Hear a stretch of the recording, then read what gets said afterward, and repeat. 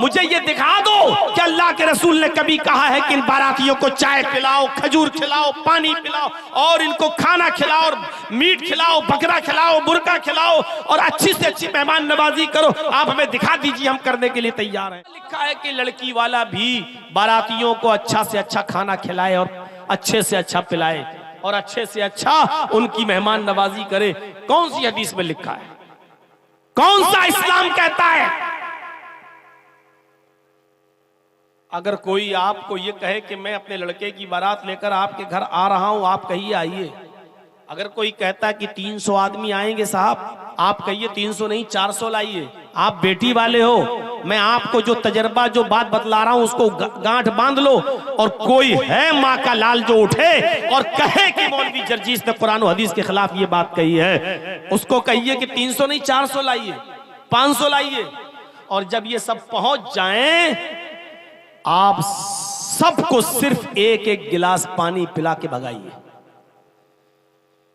एक कप चाय भी मत पिलाइए। और आप ऐसा करना शुरू कर देंगे ना, अपने आप बारात खत्म हो जाएगी। और जब वो कहें कि साहब आप क्या कर रहे हैं मेहमानों की, आप मेहमान हैं कहां? आप तो मेरी बेटी के साथ निकाह करने के लिए अपने बेटे को लेकर आए हो और साथ में इतने लोग भी लेकर आए हो। मुझे ये दिखा दो कि अल्लाह के रसूल ने कभी कहा है कि इन बारातियों को चाय पिलाओ, खजूर खिलाओ, पानी पिलाओ और इनको खाना खिलाओ और मीट खिलाओ, बकरा खिलाओ, मुर्गा खिलाओ और अच्छी से अच्छी मेहमान नवाजी करो। आप हमें दिखा दीजिए, हम करने के लिए तैयार हैं। मेरे प्यारे साथियों, आप एक एक गिलास पानी पिलाइए, वो भी बिस्लरी नहीं, चापाकल का जो आप पीते हो, वो उसी हैंड पाइप का जिसका आप पीते हो। और कहो ठीक है आप निकाह करिए और ले जाइए हमारी बेटी को, हो गया। 500 नहीं 1000 आदमी को बुलाइए।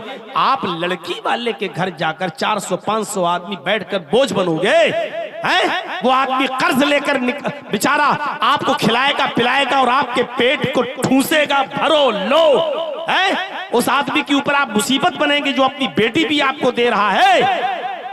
हम आप गौर करें कि कितने % मुसलमान हैं। हमारा दिल अंदर से गवाही देगा। खोलिए अपने गरीबान के बटन और दिल से पूछिए हम मुसलमान हैं। जब आपका दिल कह दे कि हाँ, तो उससे पूछिए हम कितने % मुसलमान हैं। आपका दिल अंदर से गवाही देगा। बहुत बड़ा काम कर रहे हैं आप माशाअल्लाह। एक मस्जिद की तामीर, एक मस्जिद की तौसी, बढ़ चढ़ के हिस्सा लिया है। लेकिन याद रखिए मस्जिद तो बन जाएगी, आप थोड़ी बनाएंगे। जिसके नाम पर बन रही है, अल्लाह का घर है, वो इंतजाम कर देगा। आपको मस्जिद बनाने की फिक्र होनी चाहिए, लेकिन उससे ज्यादा फिक्र ये होनी चाहिए कि मस्जिद तो आलीशान बन जाएगी, मस्जिद में तो एसी लग जाएगा, लेकिन इस मस्जिद में नमाज पढ़ने वालों की मिकदार कितनी रहेगी, इस बात की फिक्र होनी चाहिए।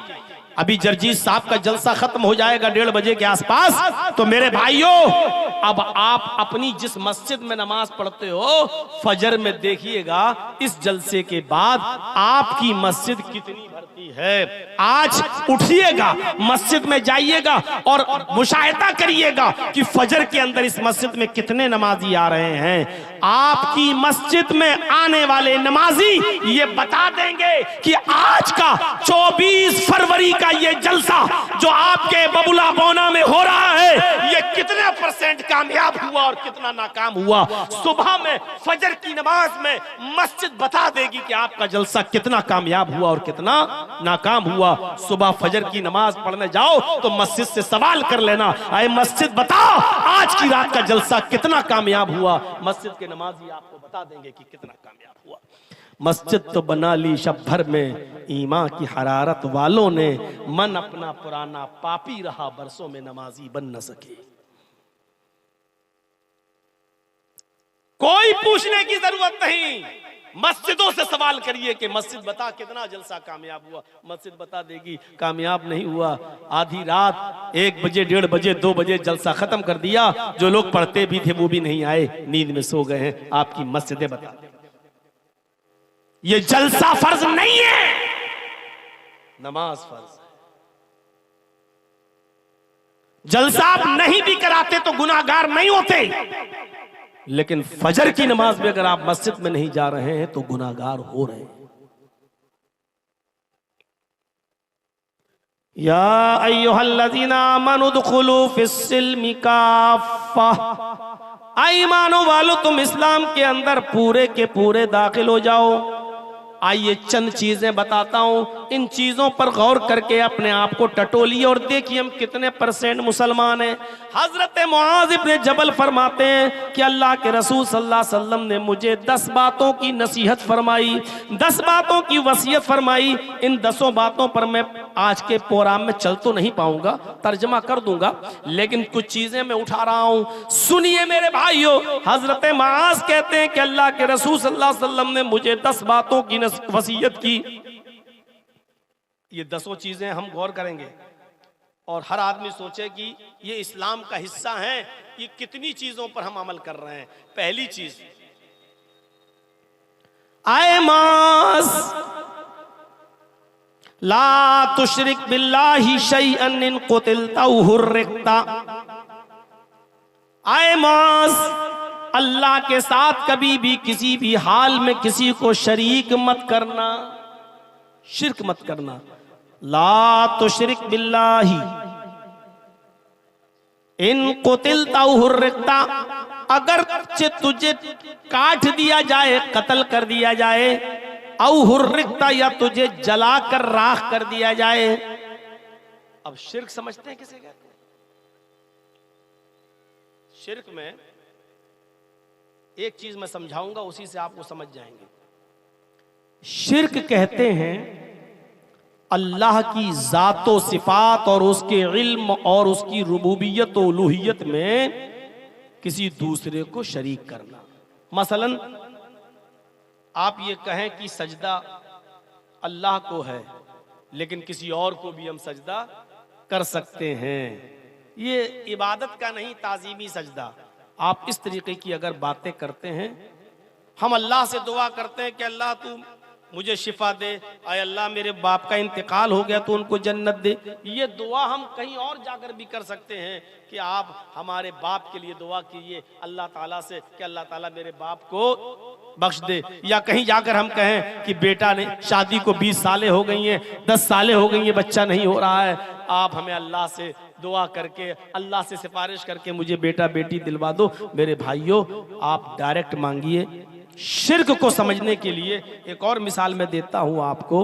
एक चीज होती है कुफ्र और एक चीज होती है शिर्क। इंतहाई मजबूरी में, जहां आपकी जान को खतरा है और कोई आपसे कुफ्र करा रहा है, वहां अपनी जान को बचाने के लिए कुफ्र करना जायज हो जाता है, लेकिन शिर्क करना उधर भी जायज नहीं है। मसलन कोई शख्स आपको पकड़ ले, चाकू निकाल ले, पिस्टल निकाल ले, खंजर निकाल ले और 4-5 लोग आपको पकड़ लें और पकड़ कर कहें कि किसको मानता है? आप कहो अल्लाह को, और वो मारे थप्पड़, अल्लाह का इनकार कर, अल्लाह का इनकार कर, अल्लाह का इनकार कर।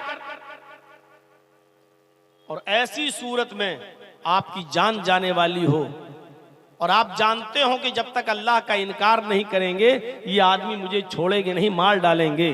ऐसी सूरत में, ऐसी शक्ल में आप अल्लाह का इनकार कर सकते हैं और अपनी जान बचा सकते हैं, जायज।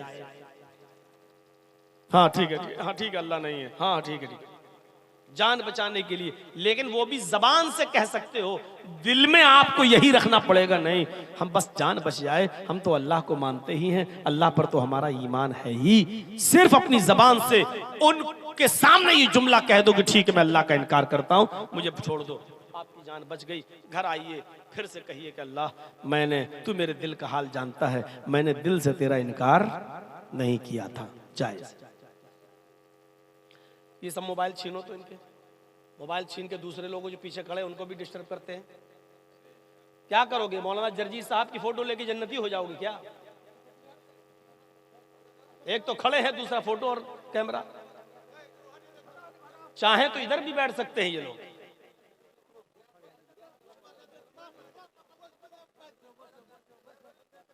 भाई आप लोग जानते हैं कि मेरे नाम पर जब भीड़ हो जाती है तो उसी तरीके का इंतजाम करिए।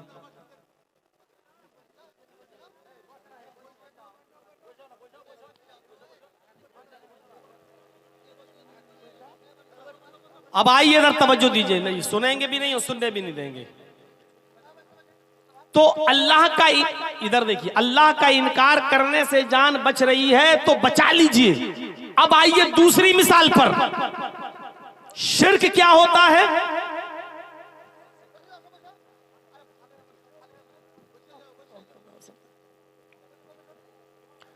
अब शिर्क देखिए, वही 4-5 लोग आपको पकड़े हुए हैं, जबरदस्ती पकड़े हुए हैं, आपको मार भी रहे हैं और ये कह रहे हैं कि तू मुझे सजदा कर, मैं सरदार हूं इस कौम का, या ये मेरे सरदार हैं मेरे कौम के, इनको सजदा कर। जब तक तू इनको सजदा नहीं करेगा मैं तुझे नहीं छोड़ूंगा। अब देखिए, जब तक तू मुझे या मेरे सरदार को सजदा नहीं करेगा मैं नहीं छोड़ूंगा, कत्ल कर दूंगा, मार दूंगा। तो ऐसे मौके पर अपनी जान बचाने के लिए आप उसको या उसके सरदार को सजदा नहीं कर सकते हो। यहां जान जा रही है तो जाने दो, लेकिन आप किसी गैर के सामने सजदा नहीं कर सकते हो। सजदा कर लिया तो शिर्क हो गया। और यहां अल्लाह ने क्या कहा? अल्लाह के नबी ने ला तुश्रिक बिल्लाह, अल्लाह के साथ किसी को शरीक मत करना। इन कुतिलता औ हुर्रिकता, अगरचे तुझे कत्ल कर दिया जाए या जला कर कोयला बना दिया जाए, राख कर दिया जाए, अपने जिस्म को राख करवा लेना, लेकिन किसी गैर के सामने सजदा नहीं करना। अल्लाह का इनकार करके जान बच रही है तो बचा लेना, लेकिन गैरुल्लाह को सजदा करके अगर जान बच रही है तो मत बचाना। अपने आप को कत्ल करवा लेना, अपने आप को मार ले, अगर वो टुकड़े टुकड़े करें और जलाएं तो जलवा लेना, लेकिन अल्लाह के अलावा किसी गैर के सामने सजदा ना करना। यही बात कह रहे हैं अल्लाह के नबी मुआज इब्न जबल से,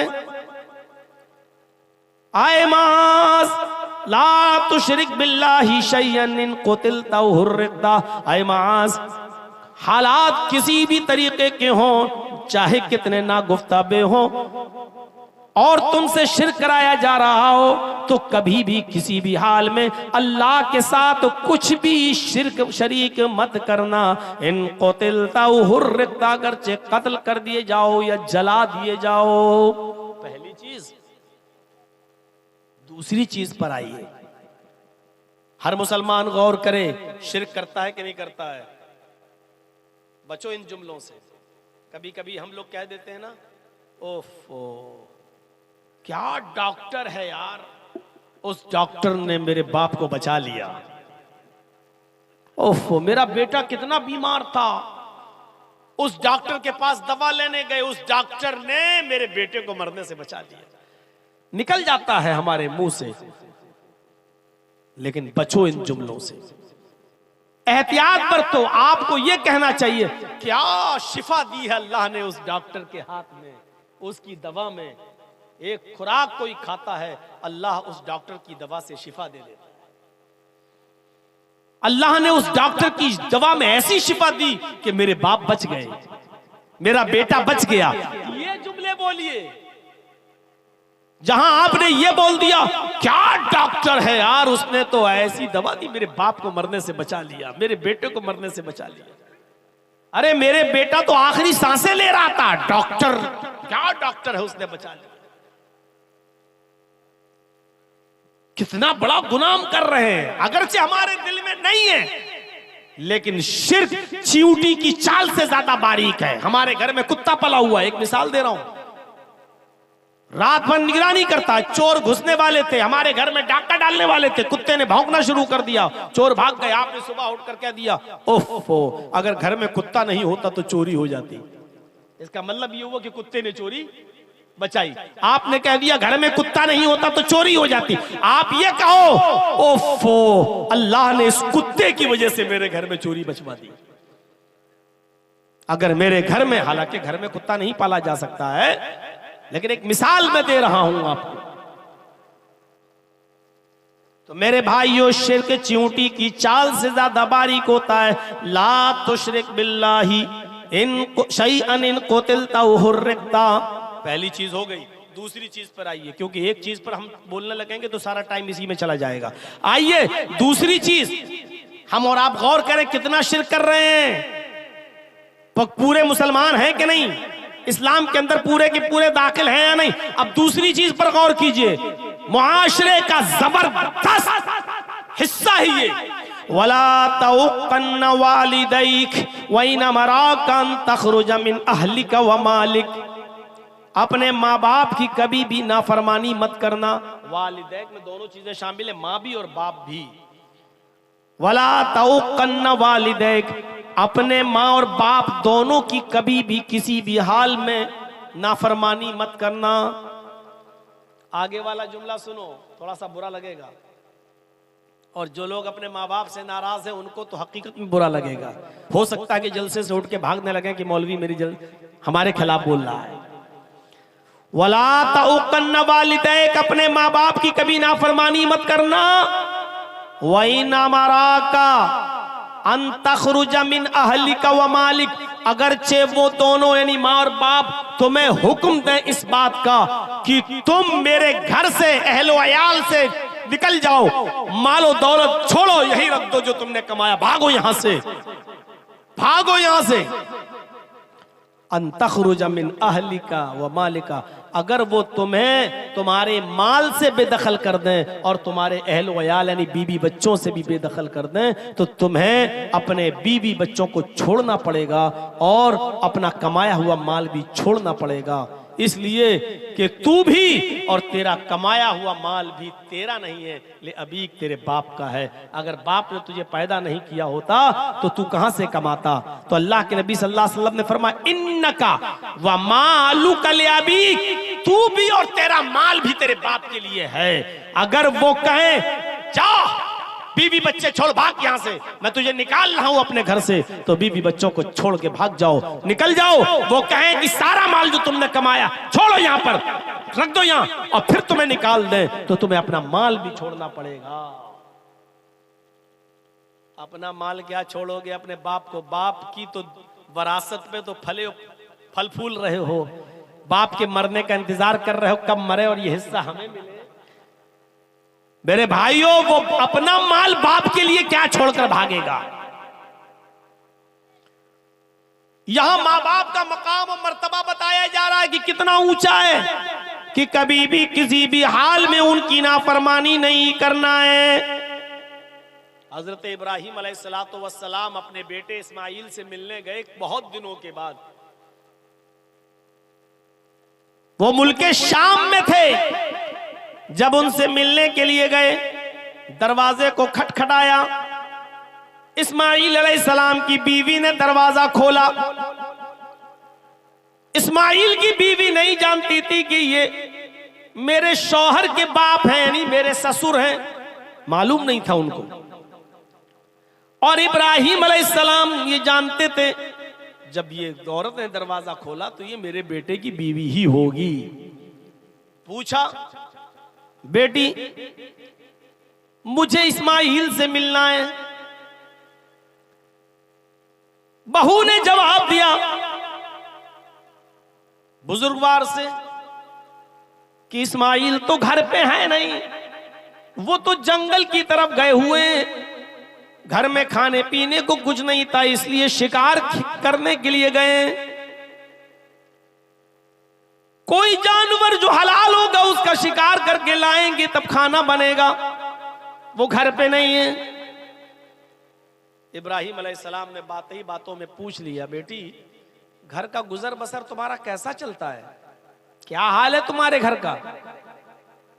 कहने लगी, बहुत बुरा, इंतहाई गरीबी में मेरी जिंदगी गुजर रही है। सुबह अगर खाने को मिल जाता है तो शाम को भूखी सोती हूं, और शाम को अगर खाने को मिल जाए तो दूसरे दिन सुबह भूखा उठना पड़ता है, और फिर खाने को कुछ नहीं। बहुत तंगी है, बहुत परेशानियों में हमारी जिंदगी गुजर रही है। इब्राहिम अलैहिस्सलातु वस्सलाम ने कहा, ठीक है बेटी, अब मैं तो जा रहा हूँ, आया तो था तुम्हारे शौहर से मिलने, लेकिन तुम्हारे शौहर तो मिले नहीं, अब मैं जा रहा हूँ। जब तुम्हारे शौहर घर पे आ जाएं, ये नहीं कह रहे हैं कि मैं यानी मेरा तुम्हारा शौहर या मेरा बेटा घर पे आ जाए, ये नहीं कह रहे, बल्कि क्या कह रहे हैं, जब तुम्हारा शौहर घर पे आ जाए तो उससे कहना कि एक बूढ़ा आदमी आया था, एक बुजुर्ग आदमी आया था, वो तुम्हें सलाम कहकर गया है और उसने ये भी मशवरा दिया है तुम्हारे घर की चौखट ठीक नहीं है, अपने घर की चौखट बदल दो। औरत कहती है कि पागल हो गया ये बुढ़ा, सटिया गया, घर की चौखट तो ठीक है, गर्मियों में हवा आती है, सर्दियों में धूप आती है, मैं अपनी चौखट घर की क्यों बदलूं, और ये बुढ़ा होता कौन है मशवरा देने वाला। दिल में सोचती है, कहा ठीक है वो आएंगे तो कह देंगे। इब्राहिम अलैहिस्सलाम वहां से चले गए। शाम को जब इस्माईल अलैहिस्सलाम शिकार का गोश्त लेकर आए, बीवी खाना बनाने लगी और बीवी ने खाना बनाते बनाते फरमाया, मेरे सरताज आज एक बूढ़ा आदमी आया था। अच्छा कुछ कह रहा था, उसने आपको सलाम कहा। सलाम का नाम सुना इस्माईल समझ गए, एकदम सही से बैठ गए। अच्छा बूढ़ा आदमी आ गया था, मुझे सलाम बोला है कि हाँ वो आपको सलाम बोल कर गए। वालैका वालैहिस्सलाम, वालैकी वालैहिस्सलाम, उन पर भी सलामती हो, तुम पर भी सलामती हो। और कुछ कहा उन्होंने? कहा वो बुढ़ा बड़ा दिमाग का खिसका हुआ लग रहा था, सटियाया हुआ लग रहा था। कहा क्यों? कहा वो कह रहा था कि जब तुम्हारे शौहर घर पे आ जाएं तो उनसे कहना कि तुम्हारे घर की चौखट ठीक नहीं है, उसको बदल दो, चेंज कर दो, घर की चौखट ठीक नहीं है। इस्माईल अलैहिस्सलाम ने कहा मेरी बीवी, उसने तुमसे कुछ पूछा था? कहा उसने पूछा था घर में गुजर बसर कैसी चल रही, जो हकीकत थी मैंने बता दिया, मैंने कह दिया कि अच्छी नहीं चल रही है। सुबह खा लो तो शाम को भूखा सोना पड़ता है, और शाम को खा लो तो सुबह भूखा उठना पड़ता है, फिर कुछ मिलता ही नहीं। बड़ी तंगी में, बहुत ही परेशानी में हमारी जिंदगी गुजर रही है।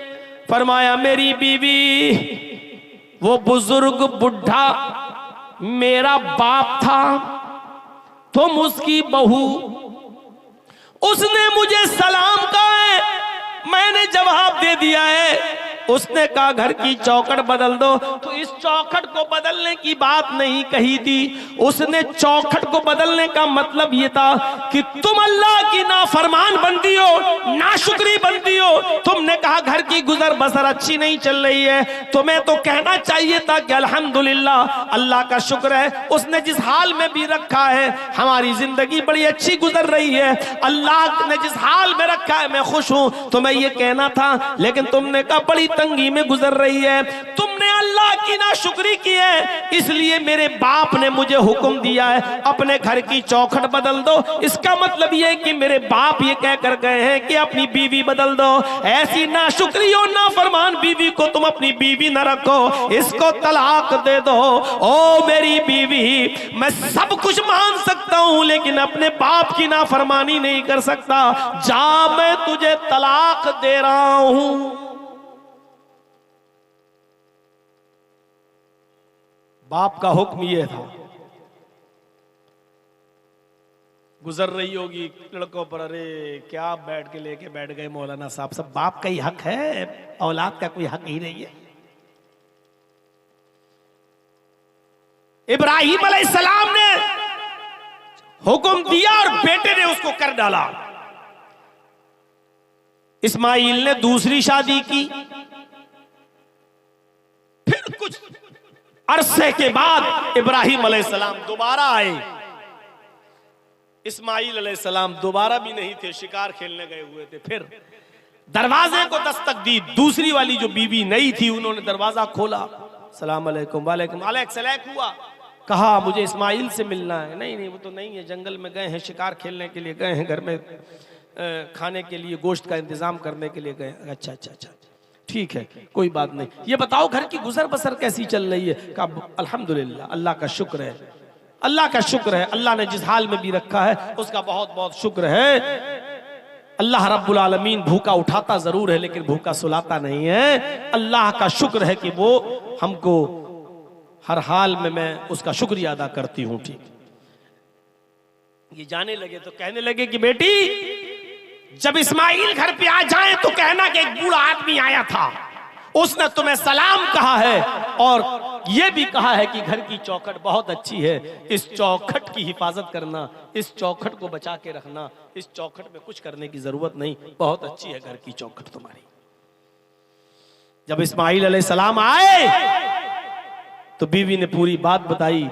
इस्माइल अलैहिस्सलाम ने अल्लाह का शुक्र अदा किया और कहा मेरी बीवी जानती हो वो कौन थे? वो मेरे बाप थे, सलाम करने वाला मेरा बाप, वो बूढ़ा आदमी मेरा बाप। और चौखट जानती हो? कहा नहीं। कहा वो तुम हो, मेरे बाप ने कहा है कि चौखट को सही रखना, यानी ये अच्छी चौखट है, इसका मतलब ये है कि तुमने अल्लाह ताला की नाफरमानी नहीं की है, अच्छी बात कही है। और मेरे बाप ने कहा है कि चौखट ठीक है, इस चौखट को बहाल रखना।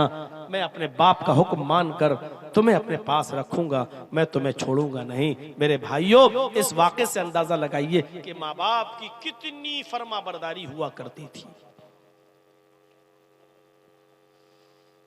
अल्लाह ताला ने वालिदैन के ताल्लुक से फरमाया वक़ज़ा रब्बुका अल्ला ताबुदू इल्ला इय्याह व बिल वालिदैनि इहसाना।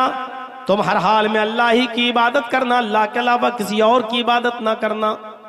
व बिल वालिदैनि एहसाना, और अपने वालिदैन के साथ एहसान करना, अपने बाप के साथ अच्छा सुलूक करना, अपने वालिदैन के साथ अच्छा बर्ताव करना। एहसान कहा है, एहसान जानते हो किसको कहते हैं?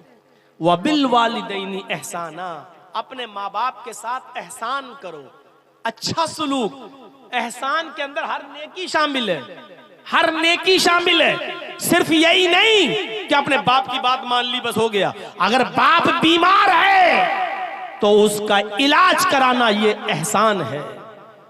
बाप उठ नहीं पा रहा है, उसको उठाना और गोद में लेकर उसको उसके बिस्तर पे बिठाना ये एहसान है। बाप बिस्तर पे लेटा हुआ है, कह रहा बेटे मुझे दरवाजे के बाहर कुर्सी लगाकर बिठा दो, थोड़ी देर में बाहर की हवा खाना चाहता हूं, और वो उठ नहीं पाता है। तो बाप के लिए वो कुर्सी दरवाजे के बाहर रखना और अपने बाप को अपनी कमर पे लाद के ले जाकर उस कुर्सी पर बिठा देना, ये नेकी में, एहसान में शामिल है। जरा गौर करो कि एक सहाबी अपनी माँ को जो अंधी थी और हाथों से कोड़ी थी और पैरों से लंगड़ी थी, दांत नहीं थे मुंह में, उसने कहा मैं उम्रा करना चाहती हूं, तवाफ करना चाहती हूं खाने काबा का। उसका बेटा उसको खाने काबा की तरफ ले गया। अब लंगड़ी थी तो बेचारी चल नहीं सकती थी, अंधी थी, देख नहीं सकती थी, इसलिए बेटे ने उसको अपने कांधों पर लाद लिया, अपने कांधों पर सवार कर लिया, अपनी गोद में उसको उठा लिया और पीठ पर सवार कर लिया। और उसके बाद बेटा अपनी माँ को तवाफ कराने लगा। पांचवा या छठा चक्कर था कि उनकी मुठभेड़ हजरत उमर फारूक रज़ियल्लाहु ताला अन्हु से हो गई। हजरत उमर फारूक से अस्सलाम वालेकुम, वालेकुम अस्सलाम। ये सहाबी हजरत उमर से कहने लगे अमीरुल मोमिनीन ये मेरी माँ है। हजरत उमर ने कहा कि तुम्हें बहुत अच्छी माँ मिली है। कहा अमीरुल मोमिनीन मैं इसका बेटा हूं, अपनी माँ को खाने काबा का तवाफ करा रहा हूं, मेरी माँ अंधी है, मेरी माँ नाबीना है और मेरी माँ को पैरों से लंगड़ी है इसलिए चल नहीं पाती, मैंने अपनी पीठ पर लाद कर इसको तवाफ कराना शुरू कर दिया। हजरत उमर ने कहा अल्लाह तुम्हें इसका बेहतर जज़ाए खैर दे, बेहतरीन बदला दे। उस शख्स ने कहा अमीरुल मोमिनीन मैं अपनी माँ को अपने हाथ से खिलाता हूँ, अपने हाथ से खाना बनाकर तैयार करता हूँ, अपने माँ के कपड़े में अपने हाथ से धुलता हूँ, अपने माँ की गंदगी को लैट्रीन और पेशाब और पायखाने को भी मैं साफ करता हूँ। मेरी माँ ने तवाफ करने की ख्वाहिश की तो मैं उसको लाया और मैं अपनी पीठ पर लाद कर अपनी माँ को तवाफ करा रहा हूँ। क्या मैंने अपनी माँ का हक अदा कर दिया जो कुरान और हदीस में माँ का हक बताया गया है? क्या मैंने अपनी माँ का हक अदा कर दिया? हजरत उमर फारूक ने हंसते हुए फरमाया तुम हक की बात कहते हो कि तुमने अपनी माँ का हक अदा कर दिया? अरे सुनो, जब तुम्हारी माँ तुम्हें पैदा कर रही थी, जब तुम्हें जन रही थी, जब तुम उसके पेट से बाहर आ रहे थे, जब तुम्हारी माँ तुम्हें पैदा कर रही थी और दर्द की वजह से जब वो कराह रही थी, दर्द की वजह से जब वो रो रही थी और उसकी आवाज आह करके निकल रही थी। जब तुम अपने माँ के बतन से बाहर आ रहे थे और वो दर्द से कराह रही थी, चीख रही थी, वो चिल्ला रही थी, उसके मुंह से जो आह निकली थी, पहली आह, पहली चीख जो उसके मुंह से निकली, अभी तो तूने उस पहली आह का भी हक अदा नहीं किया। तू अपनी माँ की पूरी जिंदगी का हक अदा क्या करेगा? तूने तो अभी अपनी माँ की पहली आह का भी हक अदा नहीं किया। पेशाब पायखाना साफ करने वाला लड़का, अपने हाथ से खाना बनाकर माँ को खिलाने वाला लड़का, अपनी पीठ पर लाद कर खाने काबा का तवाफ कराने वाला बेटा, और इस हाल में हजरत उमर कह रहे हैं कि जब वो तुझे पैदा कर रही थी और दर्द की वजह से चीख रही थी, अभी तो तूने उसकी पहली आह का भी हक अदा नहीं किया। नौजवानों जरा सोचो, माँ और बाप का दर्जा कितना बड़ा है, उसका मकाम कितना बड़ा है। हम इस्लाम में पूरे के पूरे दाखिल हैं। क्या हम अपने माँ बाप की ऐसी खिदमत करते हैं? क्या हम माँ बाप की ऐसी सेवा, ऐसी खिदमत कर रहे हैं? ऐसी ऐसी औलाद, तारीख के औराक पढ़िए तो ऐसी ऐसी औलाद गुजरेगी कि बाप भी जेल में और बेटा भी जेल में। बाप की उम्र 90 साल और बेटे की उम्र 50 साल। बाप भी जेल में और बेटा भी जेल में, लेकिन दोनों पक्के नमाजी। बेटे ने देखा कि मेरा बाप जेल के अंदर है और 90 साल की उम्र है और नमाज एक भी वक्त की नहीं छोड़ता है, और मैं भी नहीं छोड़ता हूं, और जेल में ठंडा पानी मिलता है, सर्दियों की सख्त रात है, सर्दियों की इस ठंडी रात में ठंडे पानी से वुजू बनाते वक्त मेरे बाप को बार बार एलर्जी हो जाती है, नज़ला होता है, जुकाम होने लगता है, उसको फीवर आ जाता है। तो क्या करना चाहिए? उसका 50 साल का बेटा रात में ईशा की नमाज के बाद अपने बाप को बिस्तर पर सुला देता था कि तुम सो जाओ, फजर में उठना है। बाप उसी जेल के अंदर सोने लगता और बेटा तांबे के लोटे में पानी भरता, बेटा तांबे के लोटे में पानी भरता और उस पानी को, उस लोटे को अपने पेट से लगा लेता, और सुबह फजर की अजान तक, फजर की नमाज तक उस लोटे को अपने पेट से लगाए रखता कि पेट की गर्मी से पानी में कुछ गर्मी आ जाए, इस पेट की गर्मी से पानी में कुछ हरारत आ जाए। और जैसे ही फजर का वक्त होता, बेटा फौरन अपने बाप को वो पानी देता, जो कदरे गर्म हो जाता, थोड़ा बहुत उसकी ठंडक मिट जाती और थोड़ी गर्मी आ जाती। कहता बेट बाबू जल्दी से वुजू बनाइए, पानी ठंडा हो जाएगा। और उसका बाप जल्दी से वुजू बनाता। मेरे प्यारे साथियों, ये वाकया कई चीजों की तरफ इशारा कर रहा है। पहला इशारा तो ये करता है कि 90 साल के बावजूद बाप फजर तक की नमाज कज़ा नहीं कर रहा है, जेल की सलाखों में होने के बावजूद बाप नमाज का आदी है, और बेटा पूरी रात लोटे को अपने पेट से लगाकर पानी को गर्म कर रहा है कि पेट की गर्मी से पानी कुछ गर्म हो जाए। ये बाप की खिदमत का एक अनोखा वाकया है। मेरे भाइयों जरा अंदाजा लगाओ कि ऐसी औलादें आज कहां मिलेंगी, ऐसी बच्चे आज कहां हैं जो अपने माँ बाप की ऐसी खिदमत करने वाले हों, जो अपने माँ बाप की ऐसी सेवा करने वाले हों। फरमाया वला तउक़न्न वालिदैक व इन्नमराकन तखरुज मिन अहलिक व मालिक। अपने माँ बाप की कभी भी नाफरमानी मत करना, अगरचे वो तुम दोनों को, अगरचे वो दोनों तुम्हें तुम्हारे बीवी बच्चों से दूर होने का हुक्म दे दें और मालो दौलत को छोड़ देने का ऑर्डर दे दें, इसके बावजूद तुम अपने माँ और बाप का दिल मत दुखाना और उनकी खिदमत करते रहना, उनकी नाफरमानी कभी मत करना। दो चीजें हो गई। तीसरी चीज पर आइए नौजवानों, तीसरी चीज। पहली चीज शिर्क मत करना, चाहे जला दिए जाओ या कत्ल कर दिए जाओ, पहली चीज।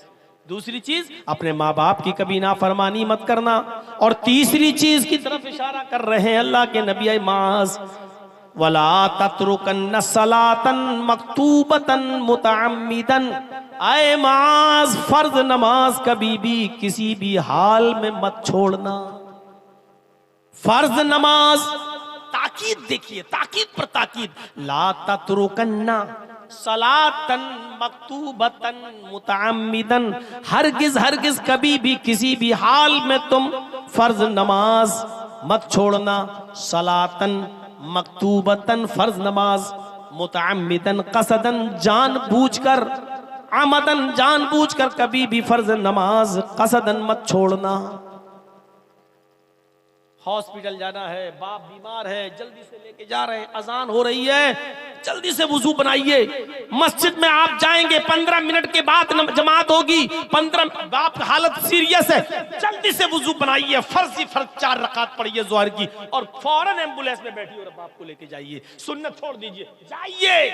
ये है फर्ज नमाज जो कभी भी किसी भी हाल में तुम्हें नहीं छोड़ना है। बाप बीमार, बेटा बीमार, लेकिन आप मस्जिद में जाएंगे देर लगेगी, फिर 15 मिनट जमात का इंतजार करेंगे देर लगेगी।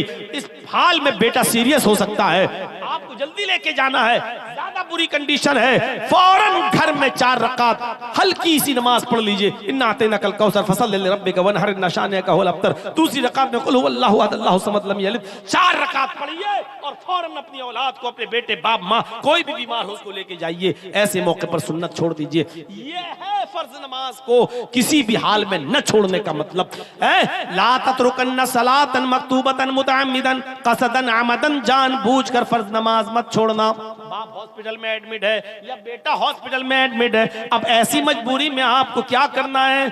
4 जोहर पढ़ लीजिए, उसी के साथ 4 असर पढ़ लीजिए। पता नहीं असर में मुझे कहाँ जाना पड़े, बेटे का चेकअप कराना पड़े, ये कराना पड़े, तो आप जोहर के साथ असर मिला लीजिए, या जोहर को थोड़ा लेट कर दीजिए और असर को थोड़ा पहले कर लीजिए, और दोनों नमाजें एक साथ पढ़ लीजिए। मगरिब और इशा भी आप ऐसे ही कर सकते हैं कि मगरिब के साथ इशा पढ़ लीजिए। आप पढ़ना है, लेकिन जो किसी भी कंडीशन में छोड़ी नहीं जा सकती है। फरमाया ला ततरुकन्न सलातन मकतूबतन मुतअम्मिदन, फर्ज नमाज को नमाज कभी भी किसी भी हाल में तुम्हें तर्क नहीं करना है, छोड़ना नहीं है, कसदन जानबूझकर। अगर छोड़ दोगे तो क्या होगा? फ़इन्न मन तरका सलातन मकतूबतन मुतअम्मिदन फ़क़द बरियत मिन्हु ज़िम्मतुल्लाह। जो शख्स फर्ज नमाज को कसदन आमदन जानबूझकर छोड़ देता है, टाइम है लेकिन नहीं पढ़ रहा है, अजान हो रही है, रुक जाओ, इंडिया पाकिस्तान का मैच आ रहा है, आखिरी ओवर रह गया है, आखिरी ओवर देख ले तब जाएंगे। वो ओवर देखा, तब तक मस्जिद में गया, जमात हो चुकी है। इसको कहते हैं आमदन और जानबूझकर छोड़ना। आमदन और कसदन जानबूझकर छोड़ना इसको कहते हैं। आप दुकान पर बैठे हैं, अजान की आवाज हो रही है, अब बेटे को फोन कर रहे, बेटे जल्दी आओ, तुम बैठो दुकान पे, मैं नमाज पढ़ने जाऊंगा। अब जब तक बेटा आ रहा है तब तक आप दुकान पे बैठ के शॉपिंग कर रहे हैं, और जब बेटा आया अब आप नमाज पढ़ने के लिए जा रहे हैं। मेरे भाइयों, जब नमाज पढ़ने के लिए मस्जिद में पहुंचे तो जमात हो चुकी है, जबकि उसूल ये था कि दुकान बंद करते, बेटे से भी कहते कि चलो नमाज पढ़ने, बाप भी पढ़ता और बेटा भी पढ़ता। मेरे भाइयों, दोनों को नमाज पढ़ना था। ये मस्जिद बन रही है इसलिए नमाज का टॉपिक उसी पर चिस्पा कर लीजिएगा, क्योंकि मस्जिद बनती ही इसलिए है कि उसमें इबादत हो, नमाज पढ़ी जाए। मस्जिद बना ली लेकिन नमाजियों से खाली रहे तो कोई फायदा नहीं। मेरे भाई